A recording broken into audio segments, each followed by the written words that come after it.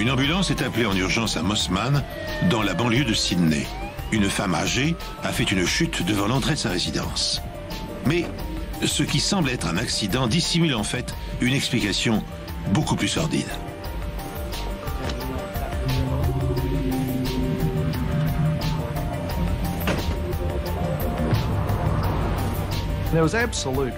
La terreur régnait dans toute la banlieue de North Shore. On commençait à penser qu'il pouvait s'agir d'un tueur en série. Les blessures indiquaient une progression en termes de violence. On a remarqué entre autres l'empreinte d'une chaussure dans le sang par terre. Donc on avait un élément permettant de l'identifier. Ce soir, la police annonce qu'un tueur fou rôde dans les parages. Il a déjà fait 2 victimes et pourrait frapper de nouveau. Il y avait un risque qu'il défie la police en disant « Faites quelque chose ou fichez-moi la paix » ou qu'il agresse une autre femme. Les policiers ressentent les choses d'instinct et là, instinctivement, je savais qu'on tenait notre homme. Bonjour. Ce nouvel épisode des Enquêtes Impossibles risque de choquer les plus sensibles d'entre vous. Car cette histoire est un voyage sans retour au cœur de la criminalité, une plongée délirante dans les tréfonds de l'âme humaine. Le 1er mars 1989, à Mossman, dans la banlieue de Sydney, Gwen Mitchell Hill est retrouvée gisante dans une mare de sang à quelques mètres de l'entrée de sa résidence. Quand les voisins appellent une ambulance, les blessures qui mutilent la vieille dame laissent présager du pire.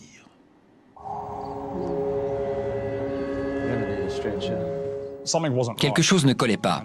Une vieille dame ne se blesse pas comme ça en chutant dans l'entrée. C'est impossible. Son sac se trouvait à proximité. On a demandé à son ami de vérifier s'il manquait quelque chose. Son porte-monnaie avait disparu.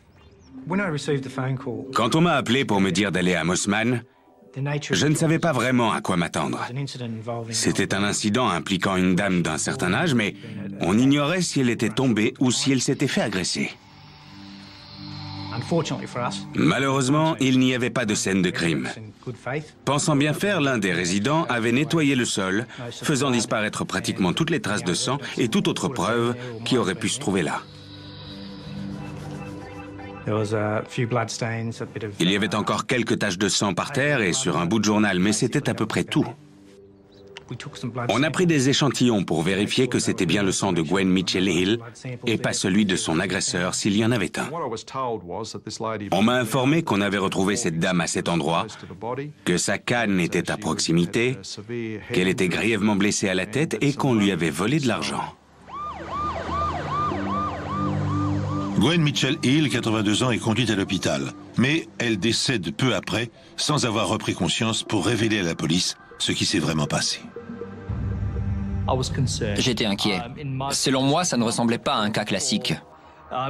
Je me disais qu'il pouvait vraiment s'agir d'un homicide. Quand quelqu'un qui est conscient tombe en arrière, naturellement, instinctivement, il se retourne toujours au cours de la chute.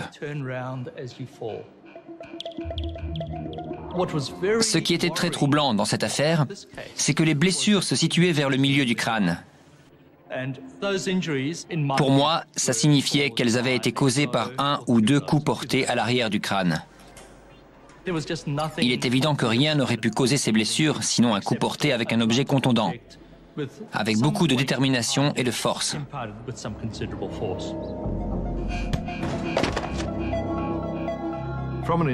Dans notre enquête, on avait 2 options. Le meurtrier était soit une personne connue de la victime, soit un inconnu. Après plusieurs jours d'investigation, on penchait plutôt pour la seconde hypothèse, donc on cherchait quelqu'un qui n'avait pas de lien ou de relation avec la victime. Une tâche très compliquée. La police fait le tour du quartier en quête de témoins du vol. Bien que le crime ait eu lieu au milieu de la journée et dans un lieu public, personne n'a rien remarqué de suspect. Il y avait vraiment de grandes chances pour que quelqu'un ait vu le tueur et il a eu beaucoup de chances que personne ne l'ait remarqué. Pendant 2 mois, les enquêteurs s'efforcent de trouver une piste Puis, une autre agression a lieu à moins d'1 kilomètre de l'endroit où Gwen Mitchell Hill a été assassinée. Cette fois, la victime est un homme âgé. Et là, la victime a fourni une description de l'agresseur. On a décidé de publier le portrait robot pour essayer de découvrir son identité, si possible, avec l'aide des habitants. Mais alors que le portrait robot vient juste d'être publié, d'autres mauvaises nouvelles parviennent à la police. Ce soir, la police annonce qu'un tueur fou rôde dans les parages. Il a déjà fait 2 victimes et pourrait frapper à nouveau. Hier après-midi, Lady Winifred Ashton a joué au bingo dans le club du quartier. Elle est ensuite passée à sa banque. Une demi-heure après, elle était morte. Elle a été battue, puis étranglée avec ses bas dans le local à poubelle de sa résidence. Son agresseur s'est enfui avec un peu d'argent. Aujourd'hui, ses voisins sont choqués et vivent dans la peur. C'était Lady Ashton? Oh, mon Dieu! Il était important de savoir si ce meurtre avait un lien avec le premier. Là, on avait un gros problème sur les bras. 2 femmes âgées ont été sauvagement agressées et dépouillées du maigre contenu de leur portefeuille. Entre ces 2 meurtres, un homme âgé lui aussi a été attaqué et laissé pour mort. Cette succession d'événements dramatiques et le mode opératoire employé, toujours le même, convainquent la police qu'elle a affaire à un tueur en série. Un meurtrier qui sélectionne ses victimes en fonction de leur âge. En examinant le corps sans vie de Lady Winifred Ashton, l'épouse d'un peintre célèbre, les experts scientifiques espèrent découvrir des indices susceptibles de les mener à l'assassin. Au bout de l'allée dans le hall de la résidence, il y a un local à poubelle. Et dans cette pièce, le cadavre d'une femme gisait sur le sol. Elle portait un imperméable rouge et certains éléments de la scène de crime sortaient de l'ordinaire. Ses chaussures étaient posées à côté d'elle, ainsi que sa canne, et au-dessus de sa tête, il y avait une paire de bas, une facture de gaz et un porte-monnaie. Plus tard, ce soir-là, quand on a examiné le corps plus en détail, on a découvert un petit bout de tissu provenant des bas logés dans son cou. Il s'agissait sans aucun doute d'un homicide, parce qu'on avait affaire à une strangulation au lien, donc ça ne pouvait réellement être qu'un homicide. Ce n'est pas la première fois que le tueur frappe dans ce secteur. Il y a 2 mois, une autre femme âgée a été assassinée de manière pratiquement identique. À l'entrée de cette résidence, à quelques pâtés de maison seulement de celle de Lady Ashton, Gwendolyn Mitchell Hill a été battue et laissée à l'agonie, encore une fois pour quelques dollars. D'après la police, les similitudes sont effrayantes.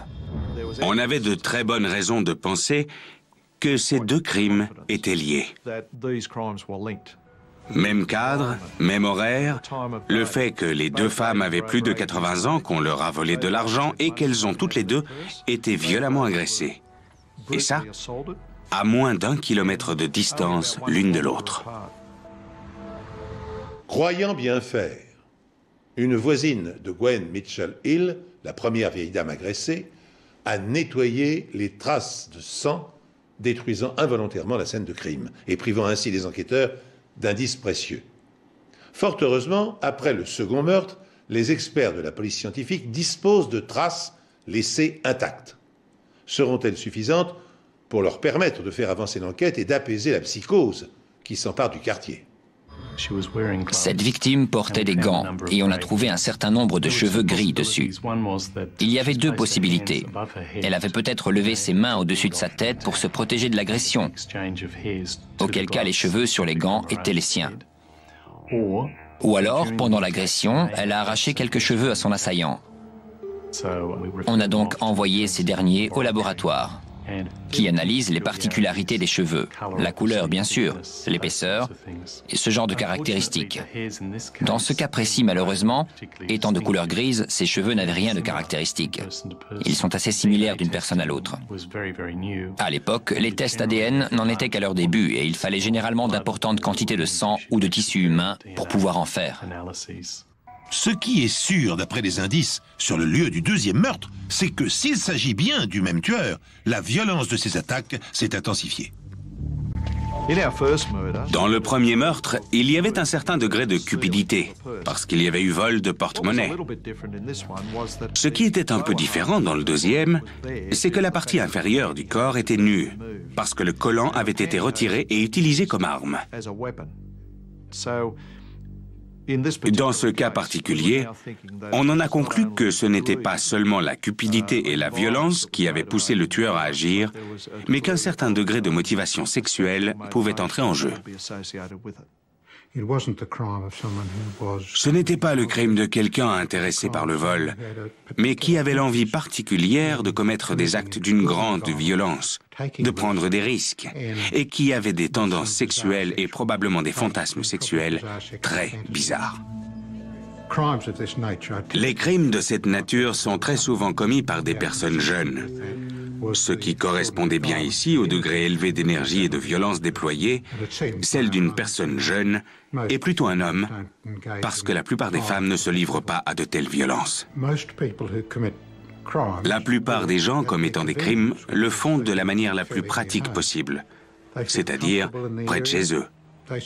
Ils s'y sentent en sécurité, connaissent les rues, peuvent repérer les gens et aussi prévoir des itinéraires de fuite si nécessaire. Ici, il s'agissait de quelqu'un qui était disponible l'après-midi aux environs de 16 heures pour commettre un crime, et ça réduisait le champ de possibilités. Premièrement, il était possible que ce soit un lycéen. Un lycéen qui terminait les cours à 15 heures et qui avait envie de voler de l'argent. On est allé voir dans 2 ou 3 lycées, mais il y avait plus d'1 millier d'élèves inscrits. Et en plus, à ce moment-là, on ne savait pas si le tueur était de sexe masculin ou féminin, car même si les profilers penchaient plutôt pour un jeune homme, ça pouvait aussi bien être une femme. À ce stade de l'enquête, le seul suspect correspondant au profil est le jeune garçon qui a attaqué l'homme âgé. Aujourd'hui, la police a publié ce portrait robot du suspect. Il a entre 22 et 25 ans et mesure environ 1,80 m. Je pense l'avoir déjà vu plusieurs fois. Il a une coiffure inhabituelle et je suis coiffeuse. Je remarque ces choses-là. La police veut l'arrêter parce qu'il y a quelques semaines, il a agressé un vieil homme habitant tout près de chez Lady Ashton. C'est le seul indice dont la police dispose. Mais selon eux, le tueur vit dans le quartier et pourrait bien frapper à nouveau. Ce qui est spécifique à chaque tueur en série, c'est le laps de temps psychologique entre chaque meurtre. Et ici, 9 semaines se sont écoulées entre les deux. Il y a donc une période de latence chez ce type d'individu. Pour décider ce qu'on allait faire, on s'est donc basé sur le fait que si c'était un tueur en série qui avait commis 2 meurtres, il frapperait une 3e fois. À la suite du meurtre de ces 2 femmes âgées à Mossman dans la banlieue de Sydney, la police est convaincue qu'elle a affaire à un tueur en série. Et à ce moment-là, on signale une nouvelle agression. Doris Cox, résidente de la maison de retraite Garrison située sur Speed Road à Mossman, a été agressée mercredi vers 16 h alors qu'elle marchait dans l'une des allées extérieures de l'établissement. Elle avait de graves blessures au visage et à la tête. Les résidents qui l'ont trouvée ainsi ont d'abord pensé qu'elle était tombée. Une fois de plus, la scène du crime a été nettoyée, cette fois par le personnel de la maison de retraite. Quelques taches de sang diluées, c'est tout ce qu'il restait pour effectuer une analyse. Madame Cox est maintenant dans un état jugé satisfaisant à l'hôpital local de Mossman. Voilà une personne qui pouvait peut-être nous dire qui était le tueur ou nous fournir une description. Malheureusement, elle souffrait de démence chronique et ne se souvenait pas de l'agression ou de son agresseur. Ce genre de choses peut arriver. Pour nous, c'était un jour sans. Donc on est reparti et on s'est remis au travail. On a fait immédiatement le tour du quartier et on a trouvé effectivement 2 témoins qui n'ont pas assisté au crime, mais ont vu quelque chose dans les parages à ce moment-là.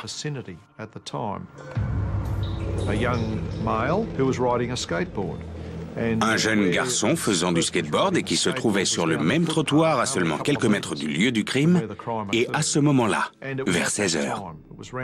À partir de cet instant, on s'est beaucoup intéressé à lui. La police de Sydney veut interroger un jeune skateur concernant l'agression brutale d'une femme à Mossman il y a 3 jours. Il a été vu dans le secteur à ce moment-là et la police pense qu'il peut y avoir un lien avec le meurtre de 2 autres femmes âgées à Mossman il y a quelques mois.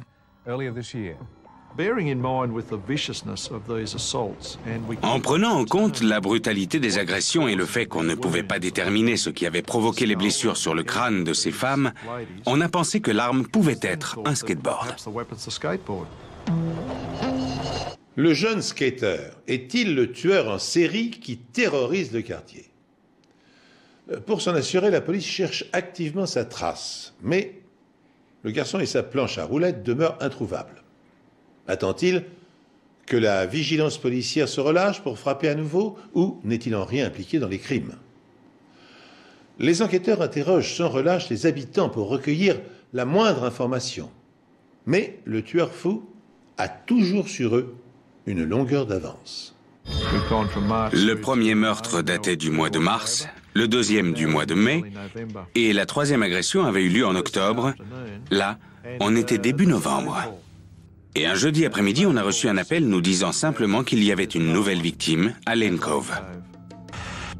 Avec une vivacité étonnante pour ses 85 ans, Madge Pard rentrait chez elle après avoir fait ses courses à Lane Cove, quand elle a trouvé une mort violente. Le tueur aurait suivi la veuve âgée avant de la frapper plusieurs fois à la tête avec un objet contondant, puis de l'abandonner mourante dans l'allée derrière sa résidence. Un silence impressionnant a envahi le bureau. On aurait pu entendre une mouche voler. L'unique commentaire a été « Oh non, pas une autre, pas une autre ». Je n'arrive pas à y croire. On se voyait très souvent. Une amie de Madame Pard arrive parmi les premières sur les lieux. Je pensais qu'elle avait eu une crise cardiaque, alors on est vite allé voir le gardien pour demander à Gracie d'appeler une ambulance. Madame Pard a laissé tomber ses sacs à provisions au début de l'agression. Quand on l'a trouvée, elle portait encore son alliance, mais 3 petits porte-monnaies avaient disparu. Il y avait des similarités concernant la victime, la scène du crime et le modus operandi.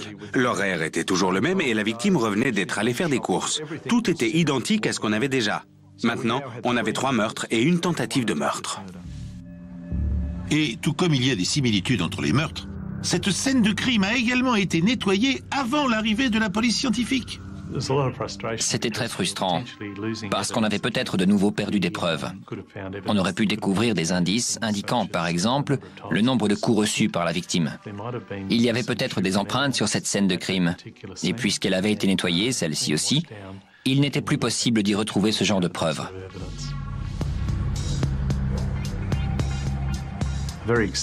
On a examiné très minutieusement le périmètre autour de la scène de crime.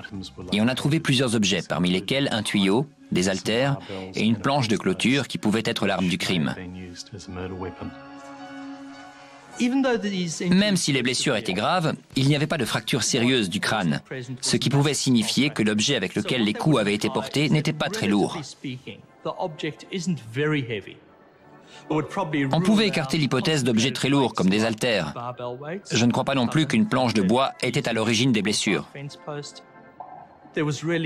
Rien ici n'indiquait réellement qu'une arme ait été utilisée plutôt qu'une autre. Ayant découvert de fortes ressemblances avec l'agression de femmes âgées à Mossman, la police a repris la chasse à l'homme. Des équipes d'inspecteurs ont passé la journée à sillonner les rues des alentours. Terrorisées, les personnes âgées des quartiers sud de North Shore modifient leurs habitudes quotidiennes. J'ai peur de venir ici en ne sachant pas si je serai en sécurité pour rentrer. Honnêtement, je n'irai pas à pied. Cette nuit-là, nous avons travaillé jusqu'au petit matin, du jeudi soir au vendredi matin. Vendredi, en début d'après-midi, j'ai dit à mon équipe que je rentrais chez moi pour le week-end, en espérant me reposer et revenir en pleine forme. J'étais seulement à 200 ou 300 mètres de chez moi quand j'ai reçu un appel urgent signalant qu'on avait retrouvé un autre corps. Bonsoir et bienvenue dans News World. Malheureusement, pour la deuxième fois en 24 heures, l'impensable s'est produit. Une autre dame âgée a été assassinée, battue à mort à l'entrée de sa résidence en plein jour. Un monstre rôde dans Sydney et il ne s'attaque qu'aux plus faibles. À ce jour, 4 femmes âgées sont décédées et une autre se trouve encore dans un état critique. Le dernier meurtre a eu lieu ici, à la maison de retraite Wesley Garden, à Belrose, dans la banlieue nord de Sydney. Le personnel a d'abord cru que la victime s'était tuée en tombant. Quand on est arrivé et qu'on a examiné la dernière victime, tout semblait clair. Elle avait été étranglée avec ses bas et on avait touché à son porte-monnaie qui se trouvait à côté d'elle. Apparemment, il manquait de l'argent. Ce soir, des gens bien intentionnés ne pensant pas avoir affaire à un meurtre ont peut-être involontairement altéré une scène de crime. Comme à Lane Cove, hier soir, les preuves ont été nettoyées avant l'arrivée de la police. Je leur ai demandé ce qu'ils pensaient du fait que les bas avaient été noués autour du cou de la victime. Ils ont répondu qu'elle avait peut-être mis ça comme une écharpe pour essayer de se tenir chaud. On pensait qu'il y avait des points communs entre ce meurtre et ceux sur lesquels on enquêtait à North Shore. Les gens étaient vraiment terrifiés. Avant, on pensait que c'était juste les habitants de Mossman qui avaient peur, mais là, tout North Shore vivait dans la terreur. Et après? 4 femmes, toutes âgées de plus de 80 ans, sont mortes. Toutes ont été battues, dépouillées de leur argent et tuées aux alentours de 16 heures. Il ne fait aucun doute que la police a affaire à un tueur en série et le laps de temps entre les meurtres n'est plus que de 24 heures désormais. Quand les choses progressent comme ça, on peut être quasiment sûr qu'elles vont atteindre une sorte de point culminant. Probablement des crimes encore plus élaborés, ou alors le tueur se dit qu'il en a assez et va tout avouer à la police. Gwen Mitchell Hill, Lady Winifred Ashton, Madge Parr et maintenant Olive Cleveland, 4 femmes, toutes âgées d'environ 80 ans, ont été assassinées en plein jour, presque à la même heure et dans des circonstances très similaires. Une 5e, Doris Cox, a été laissée pour morte. Mais atteinte de la maladie d'Alzheimer, elle a été incapable de décrire son agresseur aux policiers. Alors c'en est trop. Tandis que les journaux ne parlent plus que du tueur de grand-mère et que les dames âgées de Sydney vivent dans la terreur, l'enquête de la police piétine. Autre facteur d'inquiétude, le laps de temps qui sépare 2 meurtres s'est maintenant réduit à 24 heures. Une véritable course de vitesse s'est engagée entre le monstre et les experts.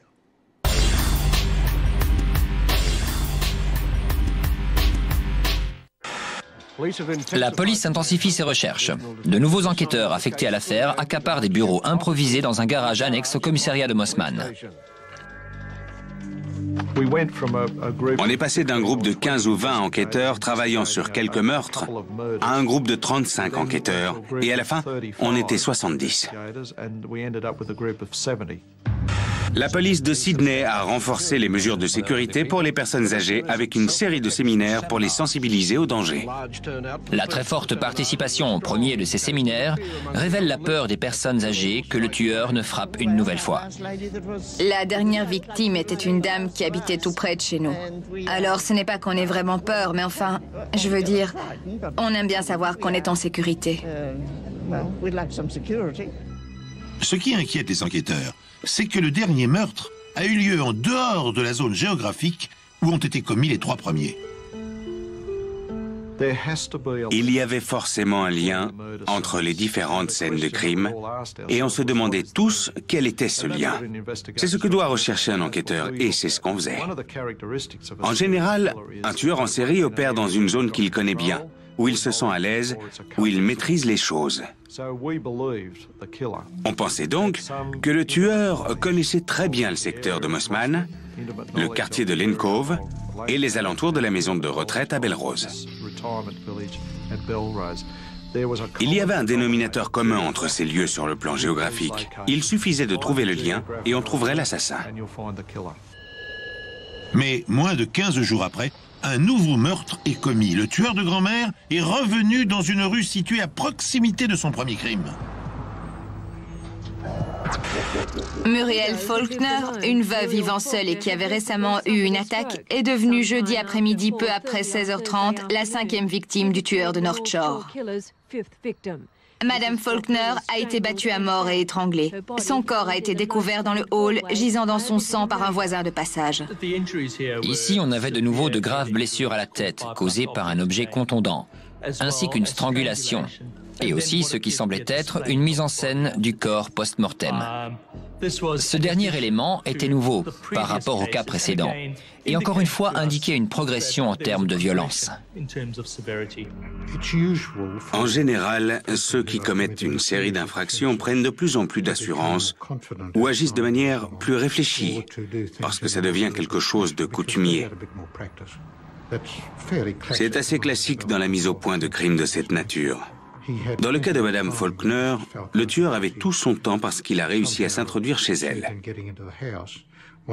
Une fois à l'intérieur, il lui était facile de la maîtriser et après l'avoir tuée, il avait tout le temps nécessaire pour disposer le corps, se livrer à tous les actes étranges qui lui procuraient du plaisir avant de quitter les lieux.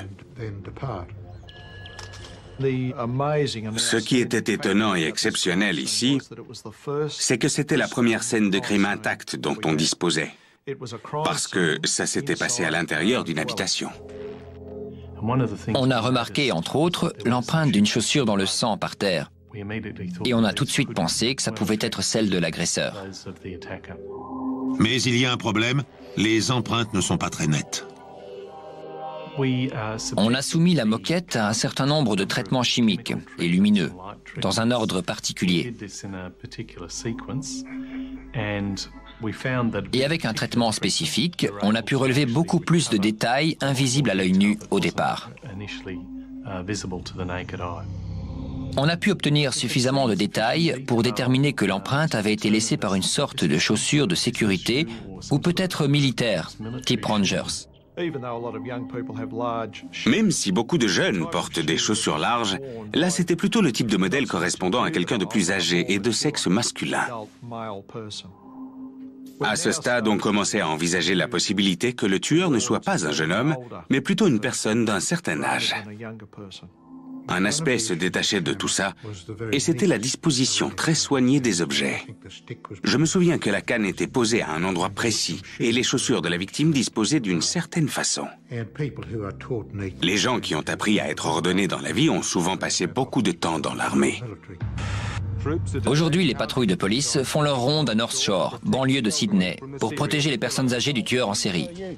Désormais persuadés que le tueur est un homme d'un certain âge, les enquêteurs décident d'interroger à nouveau d'anciens témoins, espérant raviver des souvenirs.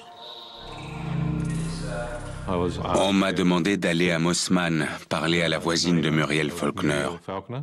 Elle s'est davantage confiée à moi qu'à la police la première fois, et elle m'a dit avoir vu un homme aux cheveux gris et, point très important, il ressemblait à un médecin.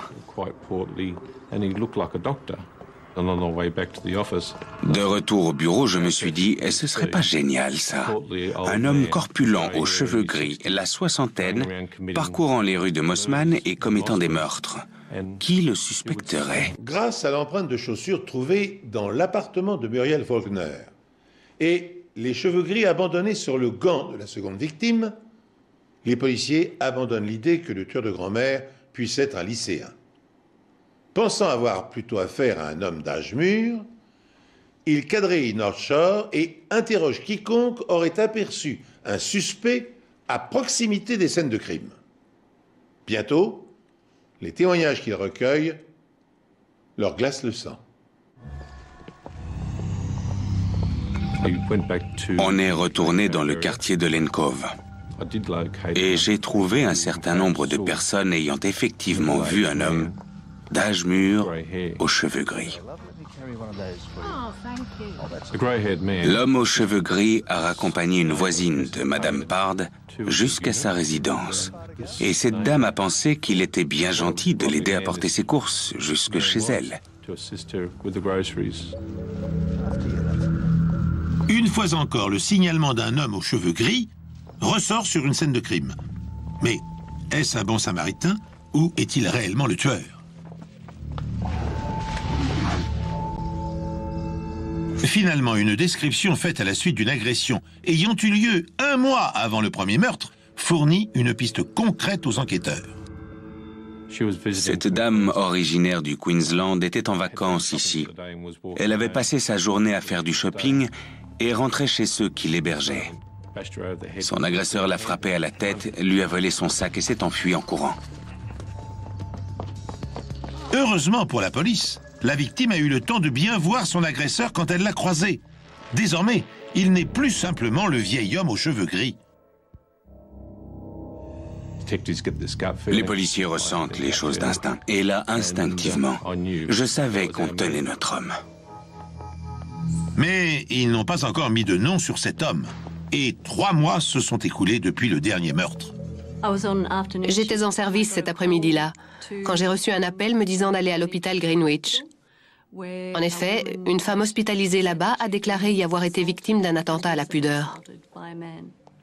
On m'a fourni la description d'un homme qui s'est révélé être un livreur de tartes, qui avait fait une livraison à l'heure où la vieille dame disait avoir été agressée. Je me suis renseignée auprès du personnel de l'hôpital qui m'a donné le nom de l'entreprise fabriquant les tartes, ainsi que celui de l'homme engagé pour les livrer à l'hôpital Greenwich, John Wayne Glover. Les enquêteurs contactent John Glover et lui fixent rendez-vous le lendemain pour l'interroger. Mais ce dernier ne se présente pas au commissariat. Quand à 18 h, il n'était toujours pas arrivé, je me suis demandé ce qui se passait et j'ai appelé chez lui. Sa femme a décroché et elle m'a expliqué qu'elle était justement sur le point de partir pour l'hôpital parce que son mari venait de faire une tentative de suicide.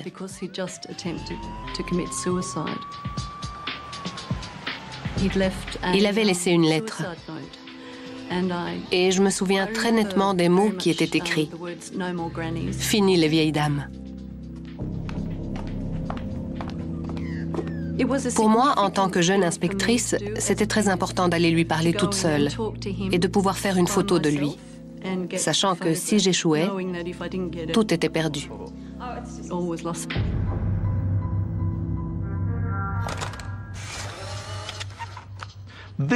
C'était un pas de géant pour l'enquête, parce que maintenant, on avait non seulement un portrait robot de l'homme aux cheveux gris, la cinquantaine, qui avait commis plusieurs agressions, mais on avait aussi la photo de ce suspect apparu tout récemment. On sentait que tout se mettait en place. On était sur la bonne voie. John Glover est placé sous surveillance et parallèlement, les enquêteurs recueillent des informations sur lui. Excepté pour l'âge, il correspond parfaitement au profil du tueur, à commencer par une première condamnation vers 20 ans. Il avait déjà une condamnation pour agression sur une femme, une autre pour voyeurisme, et il avait servi dans l'armée à l'étranger pendant un certain temps. On a découvert qu'il occupait à l'époque un poste de représentant et qu'il disposait d'une voiture de société. Et aussi qu'il travaillait habituellement le matin et terminait l'après-midi vers 15 h. Il était donc disponible aux horaires des meurtres. On a aussi appris autre chose sur lui. Son travail l'a amené à se rendre à proximité des scènes de crime. Son emploi de livreur conduit plusieurs fois John Glover à Belrose et Lane Cove et il habite à Mossman. À ce stade, les éléments n'étaient pas suffisants pour prouver qu'il était bien le tueur, mais c'était encourageant et ça nous donnait une piste à suivre.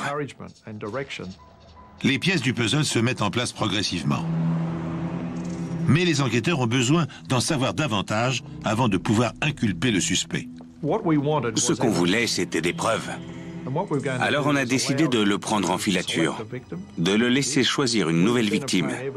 Comme ça, on pourrait prouver qu'il avait suivi cette dernière, que c'était un prédateur. On le laisserait s'approcher à quelques mètres de sa proie et là, on l'empêcherait de commettre un crime. À plusieurs reprises, il a arrêté sa voiture et il est descendu pour aller se promener. On faisait très attention pour voir ce qu'il faisait. Mais il ne s'est rien passé. Il remontait dans sa voiture et repartait. Tout porte à croire que le tueur de grand-mère est maintenant identifié. La tentative de suicide de John Glover et la lettre avec ces mots « Fini les vieilles dames » qu'il a laissées constituent un aveu qui, en France, par exemple, suffirait à le faire arrêter. Mais les procédures judiciaires anglo-saxonnes obligent procureurs et policiers à fournir au tribunal des preuves concrètes de culpabilité. Or, le livreur nie être impliqué, bien sûr, dans les agressions. C'est pourquoi, alors que nombre d'indices le désignent, les enquêteurs poursuivent leur investigation. La tentative de le prendre en flagrant délit ayant échoué, les policiers décident de faire le tour des maisons de retraite. Ils espèrent pouvoir lier Glover à des agressions sexuelles non déclarées. La secrétaire de cette maison de retraite avait l'air bien renseignée. Elle m'a dit, il a livré 24 tartes, c'est ça? Et à ce moment-là, j'ai su que c'était bien parti parce qu'effectivement, John Glover avait livré 24 tartes dans cet établissement. Ensuite, elle m'a dit, c'est John Glover que vous cherchez? J'ai trouvé ça extraordinaire. Non seulement elle le connaissait, mais elle savait comment il s'appelait. On avait une identification positive. Je lui ai répondu qu'effectivement, on cherchait quelqu'un du nom de John Glover, et là, elle m'a regardé droit dans les yeux et a dit « C'est mon mari ». Je suis restée bouche bée. Je n'en croyais pas mes oreilles. Je lui ai dit « Vous direz à John que je suis passée aujourd'hui ?» Et elle a répondu « Non, la dernière fois, il était si bouleversé qu'il a voulu se tuer. » Ce n'était pas grave. On savait déjà l'effet que tout ça allait avoir sur notre enquête. Il y avait un risque que Glover aille voir son avocat et qu'il défie la police en disant « Faites quelque chose ou fichez-moi la paix ». Ou qu'il prenne la fuite, ou avec sa personnalité violente, qu'il agresse une autre femme. John Wayne Glover, suspect numéro 1 pour le meurtre de 5 femmes, est sous surveillance depuis 5 semaines. Les enquêteurs visitent les maisons de retraite de la région à la recherche de preuves. Je ressortais mon discours habituel. En gros, je recherchais toute information concernant des agressions sexuelles dans la banlieue nord et je demandais si quelqu'un était passé en proposant de vendre des tartes pour les distribuer dans leur cuisine. Et par chance, la commissaire McKay rencontre la femme de John Glover.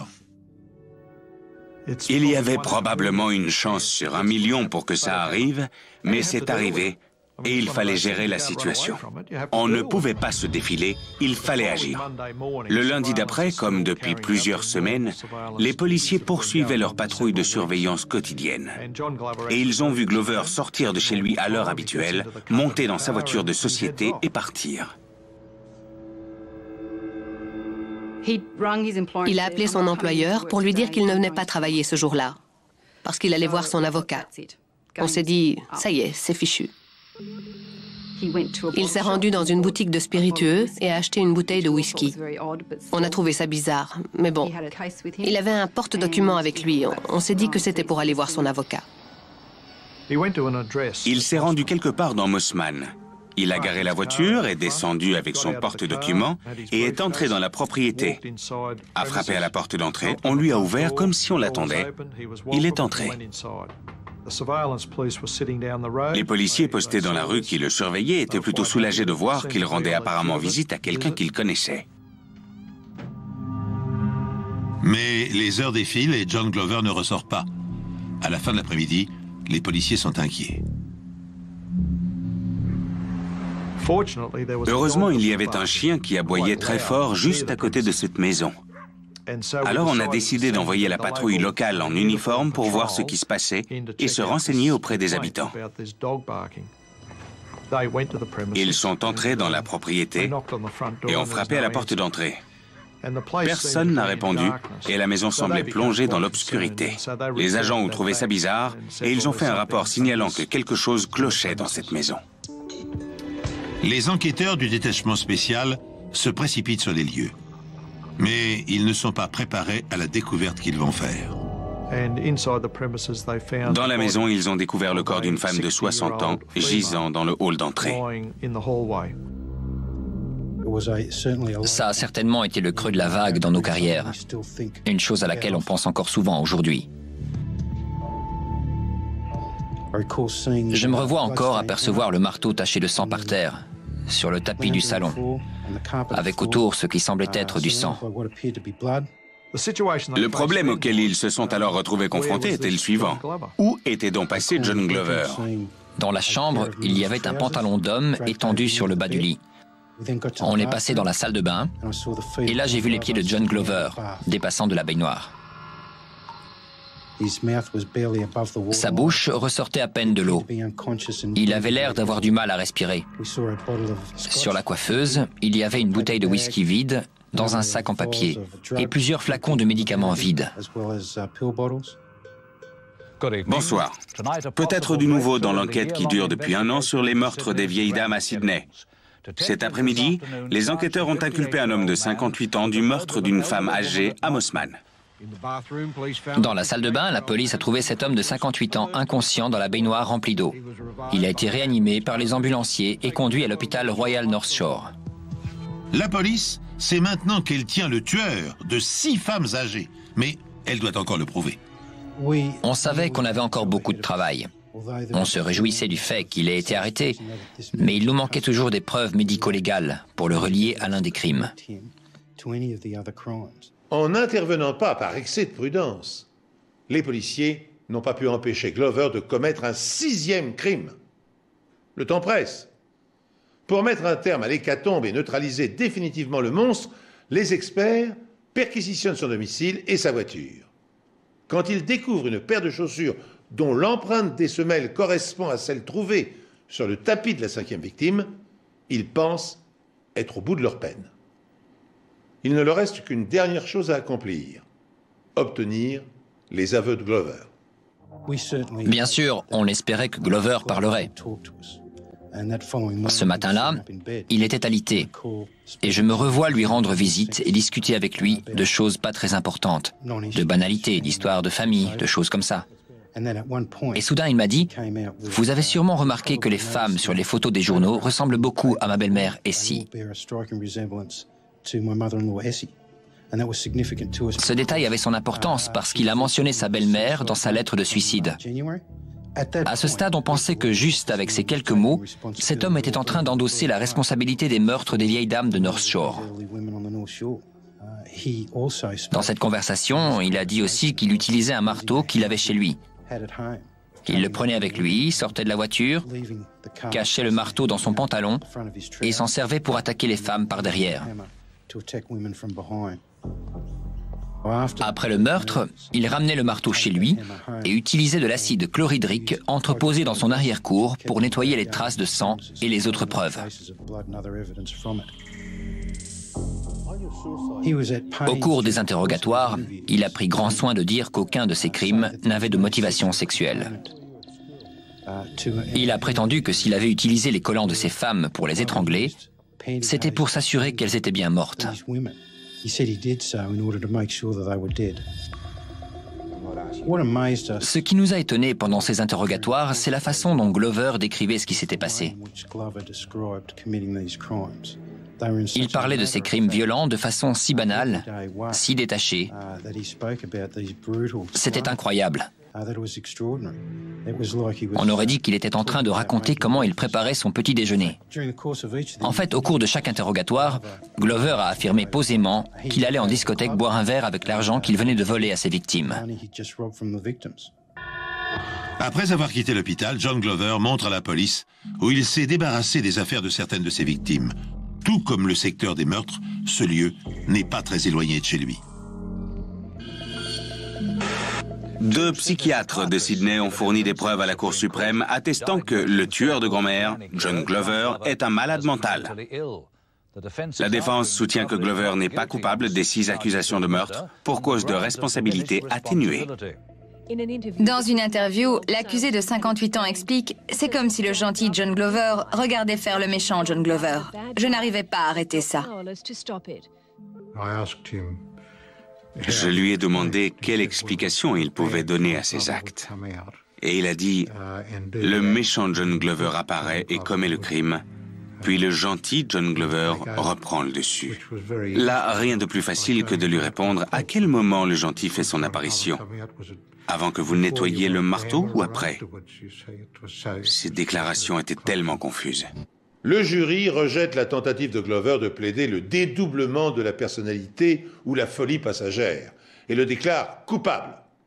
Le juge le condamne à la peine maximale pour chacun de ses crimes et stipule dans son dossier qu'il ne doit jamais être libéré.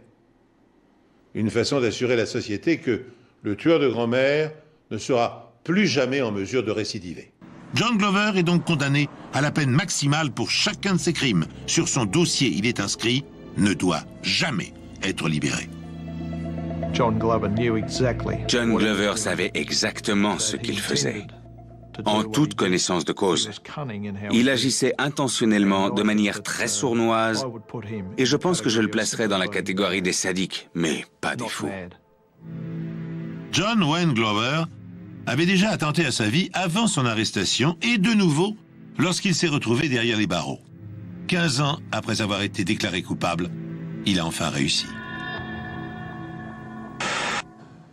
Le tueur en série de Sydney, John Wayne Glover, est mort en prison. L'homme connu comme le tueur de grand-mère a été retrouvé aujourd'hui pendu dans sa cellule de la prison de Lithgow. John Glover, 72 ans, avait été condamné à la réclusion à perpétuité en 1991 pour le meurtre de 6 femmes âgées à North Shore. Aux funérailles de John Glover, aucun membre de sa famille n'est présent. Il est enterré comme il a vécu, seul, avec ses démons et ses secrets. D'autres crimes commis en Australie comportent des similarités avec ceux perpétrés par John Glover. Je crois qu'il y a certains aspects de sa vie et certains aspects d'autres crimes qu'il pourrait avoir commis qu'on ne connaîtra peut-être jamais. John Glover est mort à l'âge de 72 ans, plus jeune que la plupart de ses victimes. En Australie, l'histoire du tueur de grand-mère a alimenté nombre de livres, de films et de documentaires. À travers ces archives, la personnalité du monstre de Mossman nous est aujourd'hui mieux connue. On sait par exemple que, né en Angleterre en 1932, John Glover a émigré en Australie à l'âge de 24 ans. Sa mère, peu aimante, avait quitté son mari, puis s'était remariée rapidement et avait eu 2 autres enfants. À 13 ans, Glover est témoin d'un incident qui coûte la vie à l'un de ses camarades. Cet accident traumatisant aura des conséquences importantes sur le développement de sa personnalité. Devenu adulte, il occupe un emploi d'électricien, commet de nombreux petits larcins et se fait licencier pour faute professionnelle. Il s'engage ensuite pendant 2 ans dans l'armée comme conducteur de bus. Dès son arrivée en Australie, Glover agresse violemment une femme de 73 ans et une jeune fille. À 35 ans, il se marie à une femme fortunée et devient père de 2 enfants. Après avoir vendu de l'alcool, il devient livreur de tartes et fréquente à ce titre hôpitaux et maisons de retraite. En 1988, il contracte un cancer du sein, une pathologie rare chez les hommes qu'il interprète comme une injustice. 3 mois après le décès de sa mère, il attaque sauvagement une première vieille dame. Les autres meurtres suivront, auxquels s'ajouteront des agressions contre des infirmes âgées, clouées sur leur lit d'hôpital. Au cours du procès, les psychiatres ont établi que la folie n'expliquait pas les actes du monstre, plutôt motivé par l'appât du gain. Sans doute aussi pour se venger de sa mère, de sa belle-mère, qu'il détestait. Une thèse que contredisent les confessions de Glover, recueillies dans sa prison. Je voulais arrêter de tuer, mais une force m'en empêchait. Lorsque j'avais tué, je revenais à une vie normale et je ne pensais plus à mes victimes, avait-il en effet avoué, avant de se suicider dans sa cellule. Voilà. C'est ainsi que s'achève cette émission très noire. Merci de l'avoir suivi. Je vous retrouve prochainement pour un autre épisode des Enquêtes Impossibles.